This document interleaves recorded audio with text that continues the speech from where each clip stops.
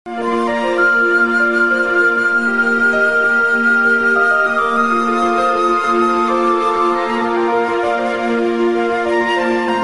वालेकुम नाज़रीन, प्रोग्राम मुआशी मसाइल के साथ मैं हूं आपका होस्ट तारिक खान जावेद। आज हम बात करेंगे वाटर रिसोर्सेज ऑफ पाकिस्तान के बारे में।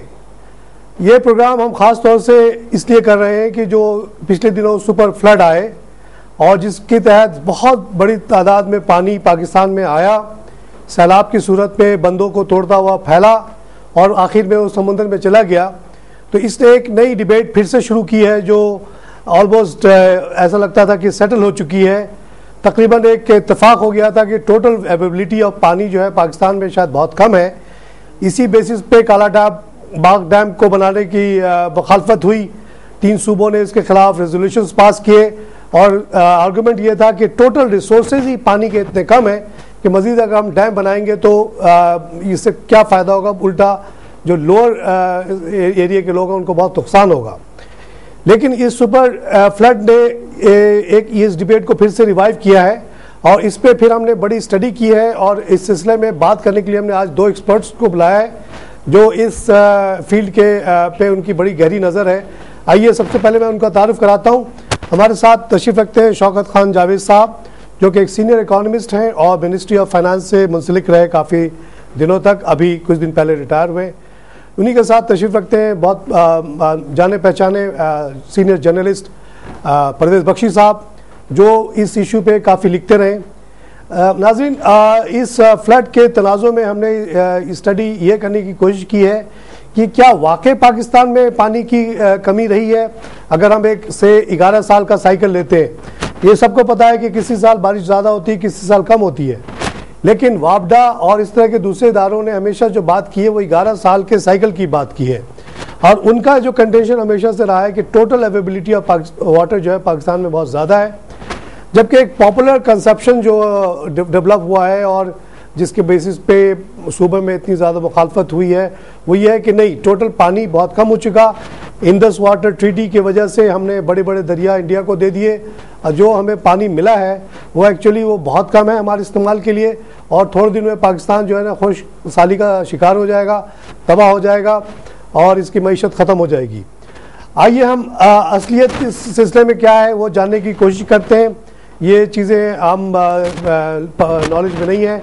आइए शौकत साहब से पूछते हैं। शौकत साहब, ये जो परसेप्शन है, पहले तो आप सबसे पहले ये बताएं कि आप लोगों की स्टडी के मुताबिक एक्चुअली वाटर की सिचुएशन क्या है। क्या ये पानी कम है पाकिस्तान में या ज़्यादा है, कितना है, कहाँ से आता है? तारिक साहब, जैसा कि आपने कहा, एक बात अपनी जगह पे मुसलम है कि पानी की एज सच शॉर्टेज नहीं है। एज सच से क्या मुराद आपकी? कि यहाँ पानी ख़त्म हो जाएगा, कुछ कॉप नहीं हो सकेगा, कुछ नहीं, ऐसी कोई बात नहीं है।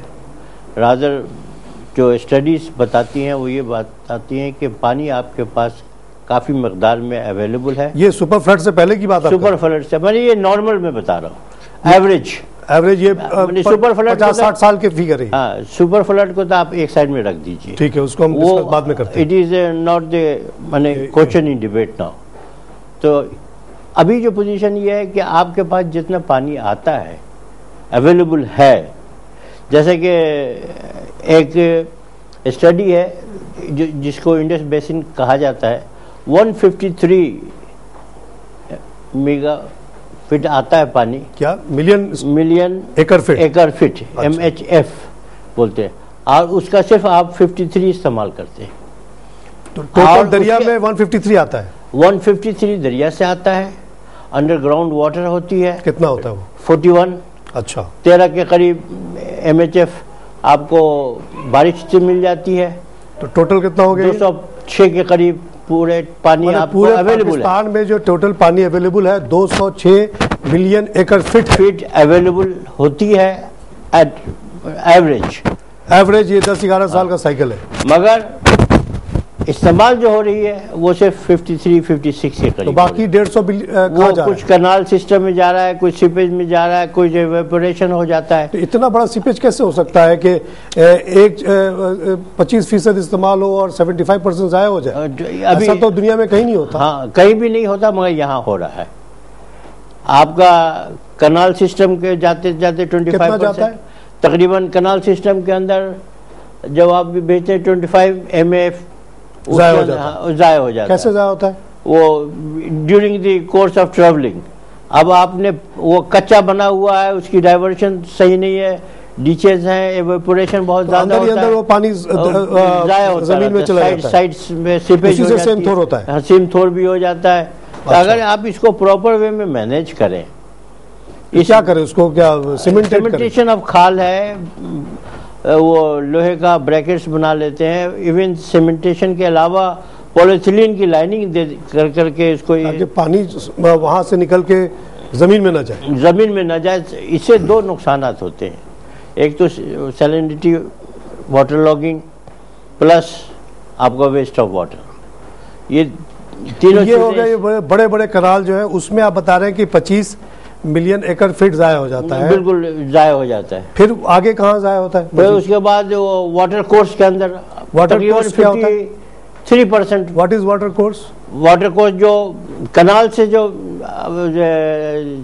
फील्ड माने फील्ड के छोटे छोटे जाते हैं, उसको वाटर कोर्स बोलते हैं। उसमें कितना ज़ाया होता है? वो 53 MHF।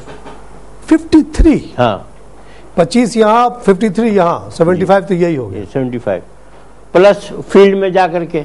अच्छा, क्या इसकी क्या वजह है कि ये जो वाटर कोर्सेज ज्यादा है? वाटर कोर्सेज बहुत ज्यादा बनाने पड़ते हैं। कितने हैं वाटर कोर्सेज पाकिस्तान में? तकरीबन वाटर कोर्स आपका टोटल मेन डिस्ट्रीब्यूटिव माइन कनाल जो है ना आपका 40,000 माइल्स का है। अच्छा, 40,000 माइल्स के हमारे पास कैनाल्स हैं जो पानी को घुमा रहा है, सिस्टम है। अच्छा, तो इसके वजह से इसी वजह से इतना ज्यादा सीपेज होता है। तो ये वाटर कोर्स कितना होगा इसके अंदर?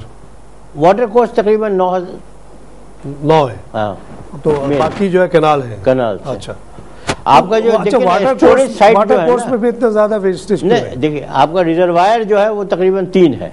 3 बड़े बड़े मंगला, तरबेला मंगला, और एक और भी है ना आपका, 3 बड़े, हाँ 3 वाटर डैम्स है। फिर बैराजेस हैं, तकरीबन 18 बैराजेस हैं। 18 बैराज के बाद फिर आप इंटरलिंक कनाल्स हैं, इनके अंदर फिर पानी जाकर के वेस्ट होती है, 16 के करीब है। और मेन डिस्ट्रीब्यूटरी है माइनर कनाल्स जो है ना वो 40,000 है। अच्छा, तो इसी और उसके बाद वाटर कोर्स जो है वो 90,000 है। अच्छा, तो ये बहुत बड़ा एक चेन है। अच्छा, ये मगर वाटर कोर्स में आपने बताया कि बहुत ज्यादा वेस्टेज है, इसकी कोई खास वजह? क्या कैनाल्स को थोड़ा सा वो किया गया है? कनाल का पानी फिर जाकर, कनाल कम है ना। अच्छा, छोटे वाटर कोर्स बहुत ज्यादा है, बहुत ज्यादा है, क्योंकि वो हर खेत तक वो पहुंचता है। देखिए, जैसे कि वाटर कोर्स और कनाल के अंदर डबल का सिस्टम है, इसी तरीके से आपका वेस्टेज भी डबल हो जाता है। अच्छा, ठीक, क्योंकि किसी को भी हमने प्रोटेक्ट करने की कोशिश नहीं की। वो पानी बह रहा है, किसी वजह से इस्तेमाल हो रहा है, नहीं हो रहा है, वो सीपेज हो रही है, वाटर आ गया, टेल वाले को मिला नहीं, हेड वाले को ले लिया, आवाराबंदी का मसला है। तो इतने बड़े पैमाने में जो यहाँ हम लोग को सेम थोर का मसला नजर आता है, वो उसकी वजह यही है। वन ऑफ द रीजन ये भी है कि प्रॉपर डिस्ट्रीब्यूशन ऑफ वाटर नहीं है। क्योंकि जैसे आप बख्शी साहब कश्मीर से लेके लाड़काना तक मिसाल के तौर पे सिंध में आप जाएं तो जगह जगह बिल्कुल वाइट आपको फील्ड नजर आती है कि वही है कि नमक ऊपर आ गया बिकॉज ऑफ ओवर वाटरिंग, और उससे तमाम के तमाम खेत तबाह हो गए बहुत बड़े इलाके में। और ये इसकी वजह यही होती है कि 2-2, 3-3 कनाल्स गुजर रहे हैं, हर तरफ से पानी आ रहा है, वो बीच की जमीन जो है बिल्कुल ज़ाया हो जाती है। तारिक साहब, बेसिक बात ये है, ये लीकेज ऑफ सुपरविजन है। हमारे पास बड़े वसाइल हैं, जैसे वाटर कोर्सेज बता रहे हैं, वाटर कोर्सेज हमारे आज के नहीं है, 60 साल पुराने हैं, 70 साल पुराने, 100 साल पुराने की प्लानिंग है। आज तक हमने उस पर वर्किंग नहीं की, आज तक हमने उसको सही हैंडलिंग नहीं की। जो वो साफ बना के चले गए उसी पर हम हैं। हमारी मैनेजमेंट, लीकेज ऑफ सुपरविजन, कोई विजिलेंस, कोई इंटेलिजेंस का अदारा नहीं है जो इन सबको लुक आफ्टर कर सके। बजट हमारे पास आते हैं, गवर्नमेंट ऑफ पाकिस्तान भी बजट देती है, इंटरनेशनल मार्केट्स के अंदर वर्ल्ड बैंक, IMF भी हमें इसके लिए मेंटेनेंस के लिए पैसे देता है, मगर वो कागजों की नज़र हो जाते हैं। 80%, 20% जो है वो वापस चला जाता है या वो अकाउंट में जम होकर रह जाता है। आज तक इतना खतरनाक जो भी फ्लड आया है, इसकी अगर पहले से हर साल कम सुनते हैं ये है, मैं भी अखबार में लिखता रहता हूँ, बोलता रहता हूँ भाई इतने फंड्स आए, ये फंड्स गए कहाँ।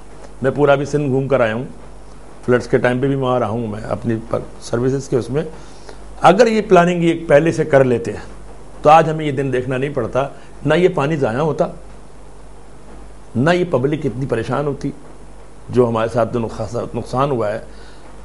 पहली बात तो ये कालाबाग डैम का जो एक हमारा सिलसिला चल रहा है, 10 से 15 साल हो गए हम लोग इस पर ही लगे हुए हैं, कालाबाग डैम बने। भाई क्या ज़रूरत क्या है कालाबाग डैम बनने की? फिजिकली किसी ने सर्वे किया? क्या पब्लिक को अवेयरनेस है? पब्लिक को ये बताया जा रहा है कालाबाग डैम किस जगह पर वाक़ है, उसके जो है उसकी हदूद कहाँ आ रही है? वो पहाड़ी के दरमियान में एक सम एरिया है, एक छोटा सा पोर्शन है जिसके अंदर कालाबाग डैम के लिए आप रोना रो रहे हैं, क्योंकि दोनों तरफ पहाड़ है, बनाना आसान है। आप इसलिए चाह ये रहे हैं वही करें, कम से कम बना दें, और आप ये महसूस नहीं कर रहे उससे कौन कौन से सूबे मुतासर हो रहे हैं। मैं सॉरी फॉर से, ये सिर्फ और सिर्फ इसका फायदा जो होगा पंजाब और सरहद को होगा। नहीं, सरहद तो डूब जाएगा। नहीं, सरहद तो डूबेगा, मगर वो अंदर ही अंदर से उससे फायदा उठाएंगे पंजाब के जरिए। सरहद तो डूबना है, तो बेसिकली तो है जिस तरीके से हुआ नौशेरा वगैरह सब डूब जाएगा, सभी नौशेरा तो सब डूब जाएगा, क्योंकि वो उसका जो रिजर्वायर बनेगा, हाँ, उसके आगे जो उस पहाड़ों के आगे जो प्लेन लैंड है वो वही है, हाँ, जो पेशावर बेल सदियों से चली आ रही है, वो डूबना शुरू हो जाएगा। क्या हम इसको थोड़ा सा हम इसको कंसीडर करके क्या हम चेंज नहीं कर सकते? इसकी प्लानिंग चेंज नहीं कर सकते क्या? हम बैठे डिस्कस करें, क्या सिंध के अंदर, बलूचिस्तान के अंदर क्या ऐसे मौके मौजूद नहीं है जहाँ डैम्स तैयार हो जाए पानी की? जो अभी जैसे हमारे भाई ने कहा ये बात, ये जो पानी का ज़िया हुआ है, अब देखें आप कितने % हमारे पास रिसोर्सेज आ रही है। ये देखिए अभी हम सुपर फ्लड को तो आप छोड़ दें, जैसा शौकत साहब ने स्टैब्लिश किया, सुपर फ्लड को आप साइड में रखें, उसको तो छोड़ दें आप। ये जो ये एक रेगुलर बेसिस पे जो पानी आता है वही ज्यादा है, हाँ। और ये रोना कि पानी नहीं है, ये तो इनके बात अगर मानी जाए, इनके पास ये ऑफिशियल रिकॉर्ड है, गवर्नमेंट के आदमी रहे खुद, तो ये इसको जाहिर करता है कि बेसिकली आप वाली बिल्कुल बात सही है कि ये तो lack of maintenance, lack of supervision, lack of because of corruption. Of course ये गवर्नमेंट डिपार्टमेंट्स को पैसे तो दिए जाते हैं कि ये जो सेगमेंटेशन है उसको साफ किया जाए, उसको कैनाल किया जाए, वो होता नहीं है, जो भी पैसा लगता है वो सब ज़ाया हो जाता है। अच्छा, इससे पहले ज़रा सा मैं शौकत साहब से और कंटिन्यू करता हूँ एक बात और, ये जो अभी ये तो आपने कह दिया कि तकरीबन चले हम रफली 200 कह दें, 200 में से हम 50 यूज़ करते हैं, 150 हर साल हम ज़ाया करते हैं। अब जो ये सुपर फ्लड आया, ये तो बहुत बड़े मकदार में पानी आया, तो ये आपके ख्याल में अगर मिलियन एकड़ फीट की हम बात करें, जिसके बेसिस पे हम पूरी बात करें, मोर देन 50 ये एक्स्ट्रा ले आया, ये यानी कि सडनली आ गया। तो और अगर हम ये साइंटिस्ट की बात मान लें कि global warming is something which has come to stay, अब हमेशा हीटिंग ज़्यादा होगी, मार्च से गर्मी शुरू होगी, जुलाई अगस्त में वैसे ही बारिश हुआ करेगी जो पहले कभी यूपी या बिहार में हुआ करती थी। ये एक साइंटिफिक स्टडी है, इसका मतलब है कि वी हैव बेल्ट है उड़ीसा तक का जो बेल्ट, तो वो इसका मतलब तो ये हुआ कि ना अब हम 150 के बजाय हम 250 की तरफ देख रहे हैं अवेलेबिलिटी ऑफ वाटर, और वो जो पानी आएगा वो कहाँ जाएगा? क्या जैसे अभी हो रहा है कि ये जो वेस्ट 150 बिलियन का वेस्ट है उसमें वो ऐड हो जाएगा, या हम उसको कुछ कर पाएंगे? नहीं, ये हमें अगर आज हम इसकी प्लानिंग करते हैं, अभी मैं नेपाल गया था, वहाँ जो ग्लेशियर से मुतालिक बड़े आर्टिकल छप रहे हैं, लोग बड़े तशवीश में मुब्तला हैं। हिंदुस्तान और पाकिस्तान के अंदर भी इसका असर पड़ेगा, जो ग्लेशियर जो वक्त के साथ साथ जो क्लाइमेट चेंज हो रहा है, पूरी दुनिया में इसकी प्रॉब्लम का शिकार। अगर आज हमने प्लानिंग की तो हम 5 से 10 साल के बाद हम सर्वाइव कर सकेंगे, छोटे छोटे डैम्स की शक्ल में बनाएं ताकि पानी स्टोरेज कर सके। नहीं तो जिस तेज़ी से जो क्लाइमेट चेंज हो रहा है, जैसे तारिक साहब आपने कहा, उसके असरात पूरी कंट्रीज पर पड़ेंगे, चाहे वो पाकिस्तान हो या उसके अतराफ में, उसकी वेसिनिटी में और भी हो, क्योंकि जितने हाईएस्ट ग्लेशियर यहाँ पर हैं हिंदुस्तान पाकिस्तान के खत्ते में, और पूरी दुनिया में कहीं चाइना में है, चाइना में थोड़ा बहुत है, इसका बड़ा पोर्शन हमारे पास है। अगर ग्लेशियर पिघलते हैं, क्लाइमेट चेंज होता है, तो उसके असरात को अभी तक इनकी संगीनी का अरबाब इख्तियार को अंदाजा नहीं है, इनको निकलना होगा बाहर। अच्छा शौकत साहब, मैं आपसे पूछता हूँ, आपने कालाबाग का जिक्र किया भी जी, ये क्या वजह है कि 3 सूबों ने इसकी बज़ाब्ते मुखालफत की है? ये नहीं कि किसी एक पार्टी ने किया, पार्लियामेंट की मेजॉरिटी ने रेजोल्यूशंस पास किए हैं, सिंध ने, पख्तूनख्वा ने और बलूचिस्तान ने जी हाँ बिल्कुल कालाबाग डैम के खिलाफ कि न बनना चाहिए, ये कंक्लूजन इतना स्ट्रांग क्यों है इस सिलसिले में? क्यों इस स्ट्रांग इतनी फीलिंग है?